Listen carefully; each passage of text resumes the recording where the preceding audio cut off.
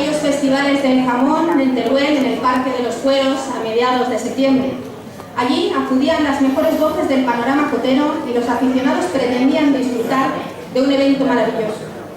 Aún recordamos cómo Teresa hacía vibrar a los aficionados con aquellas jotas de su maestro en su hermosa voz. Como recuerdo aquellos momentos en los que muchos de nuestros jóvenes joteros alimentaron su pasión e ilusión, nuestro grupo te dedica la jota de Teruel y una jota dúo en las voces de Esther Villarroya y César Rubio.